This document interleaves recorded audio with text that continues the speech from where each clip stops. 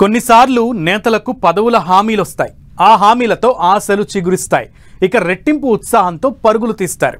చివరకు ఆ ఆశలపై అధిష్టానం నీళ్లు చల్లితే సమీకరణాలు అడ్డొస్తున్నాయని సాకు చెబితే ఆ నేత పరిస్థితి ఏంటి? నమ్ముకున్న పార్టీ హ్యాండ్ ఇస్తే ఆ నాయకుడు ఏం చేయాలి?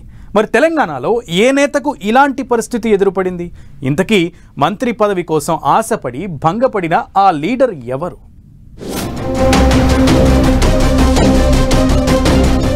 తెలంగాణ కాంగ్రెస్ లో కోమటిరెడ్డి బ్రదర్స్ అంటే ఓ బ్రాండ్.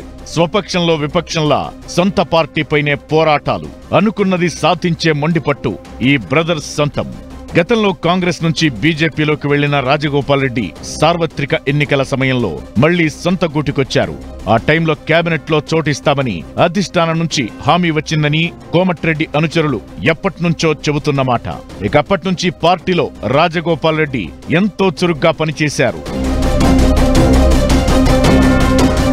మొన్నటి ఎన్నికల్లో కాంగ్రెస్ చేతికి తెలంగాణ అధికార పగ్గాలు వచ్చేశాయి. కోమటిరెడ్డి వెంకట్రెడ్డి మంత్రిగా కొలువుదీరారు. ఇటు రాజగోపాల్ రెడ్డి కూడా బెర్త్ కన్ఫామ్ అవుతుందంటూ ఆయన అనుచరులు, అభిమానులు భావించారు. కానీ రాజగోపాల్ రెడ్డికి కేబినెట్ లో బెర్త్ దక్కలేదు.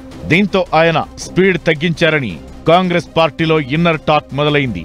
కొంతకాలంగా ఆయన మౌనంగా ఉండడంతో ఇదే నిజమనే భావనను క్యాడర్ బలంగా నమ్ముతోంది. పార్టీ కార్యక్రమాలకు సైతం రాజగోపాల్ దూరంగా ఉంటున్నారనే టాక్ లోకల్ గా బిగ్ సౌండ్ చేస్తోంది. ఉమ్మడి నల్లగొండ జిల్లా పర్యటనకు సీఎం రేవంత్ రెడ్డి వచ్చినా రాజగోపాల్ రెడ్డి దూరంగానే ఉన్నారు. యాదాద్రి భువనగిరి జిల్లాలోని వలిగొండ మండలంలో సీఎం రేవంత్ రెడ్డి మూసీ ప్రక్షాళన యాత్ర చేపట్టారు.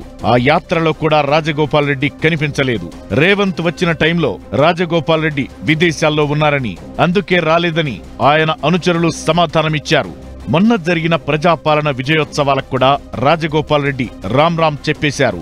ఆ బహిరంగ సభకు సీఎం రేవంత్ రెడ్డి వచ్చినా అటువైపు రాజగోపాల్ రెడ్డి కన్నెత్తి కూడా చూడలేదట.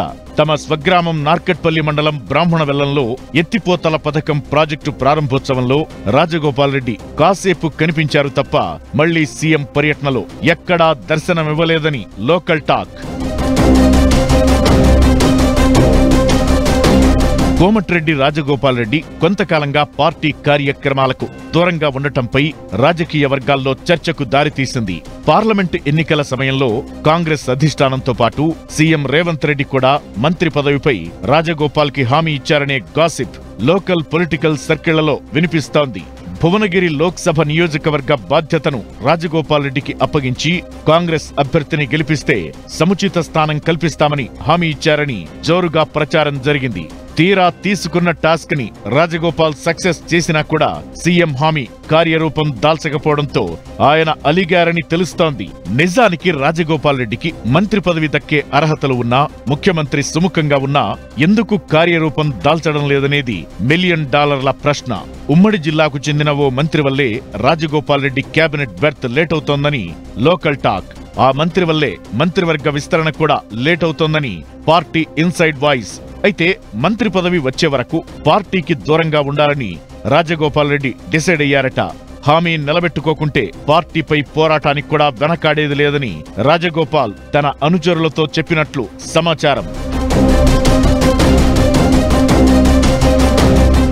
ఇదిలా ఉంటే రాజగోపాల్ రెడ్డి మంత్రి పీఠానికి కొన్ని సమీకరణాలు కూడా అడ్డొస్తున్నాయి.